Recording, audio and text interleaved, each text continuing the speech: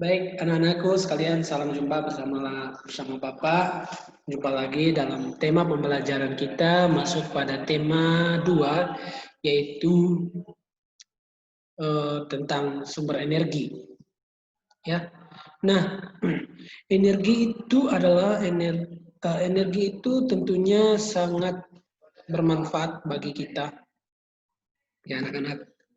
Sumber energi itu adalah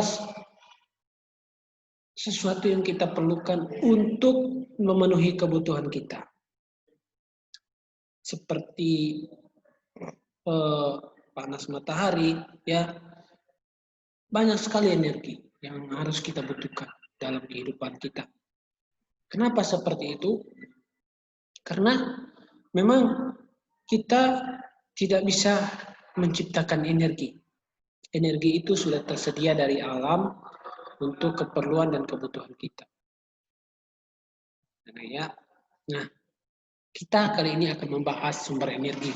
Ya, kita lihat di situ ada energi panas, energi listrik. Ya, sumber energi apa yang membuat bumi menjadi hangat? Pertanyaannya, pakai energi panas, energi gerak, energi kimia, energi potensial, energi listrik.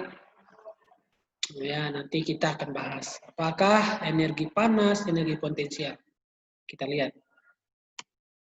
Nah, energi adalah, ya, anak-anak harus tahu, energi itu adalah kemampuan untuk melakukan kerja atau usaha. Energi dapat mengalami perubahan dari satu bentuk ke bentuk yang lain. Nah, energi dihasilkan oleh sumber energi. Yang pertama, sumber energi primer. Energi itu dibagi menjadi dua, sumber energi primer dan juga sumber energi sekunder. Energi primer itu seperti apa? Contoh, yang pertama matahari. Energi yang menjadi energi pokok kita, itu energi primer, ya. Contohnya matahari. Matahari merupakan sumber energi yang paling penting bagi kehidupan manusia.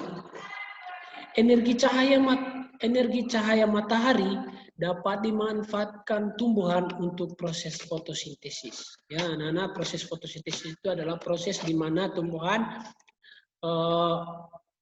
membuat makanannya sendiri agar tumbuhan bisa bertumbuh dan berkembang. Fotosintesis adalah proses membuat makanan pada tumbuhan.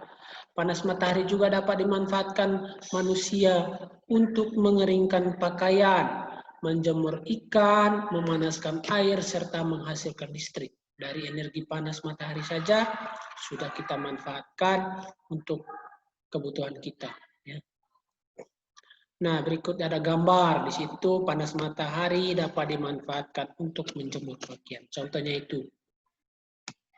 Berikut.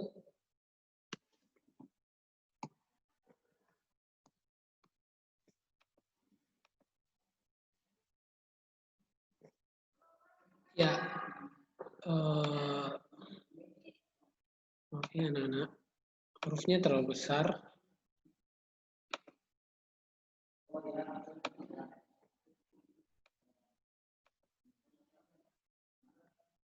Oke, kita kembali lagi. Nah, yang berikut air. Air diperlukan makhluk hidup untuk minum dan mencuci. Namun air juga dapat dimanfaatkan untuk memutar kincir air dan membangkitkan listrik. Ya, air itu mengalir dari tempat yang paling tinggi ke tempat yang paling rendah. Disitulah dia bermuara. Ya, tidak ada air yang mengalir dari tempat yang rendah ke tempat yang tinggi. Secara alami, air itu mengalir dari tempat yang tinggi ke tempat yang rendah. Jika air itu mengalir dari tempat yang rendah ke tempat yang tinggi, itu karena ada perubahan energi. Atau proses dari energi listrik ke energi gerak. Contohnya air pancuran. Air dapat mencerat ke atas karena adanya energi listrik.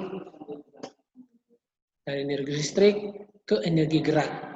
Listrik menggerakkan turbin, sehingga turbin itu dapat menyedot air ke atas. Nah, yang berikut angin.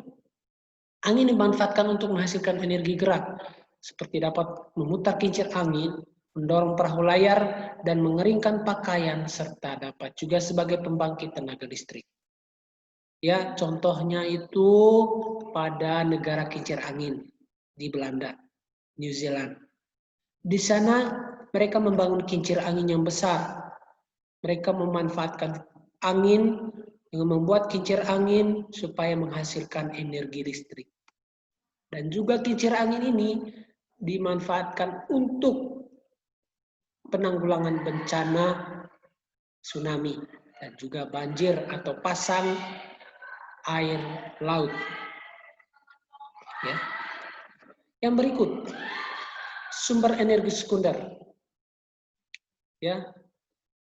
Sumber energi sekunder ya. Pertama, bahan bakar fosil. Bahan bakar fosil dihasilkan oleh sisa-sisa makhluk hidup yang terkubur dalam bumi selama berjuta-juta tahun lamanya. Seperti minyak bumi, batu bara, dan gas alam.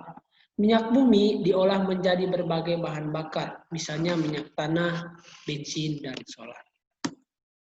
Nah, inilah contoh bahan bakar fosil diperoleh dengan cara melakukan penambangan.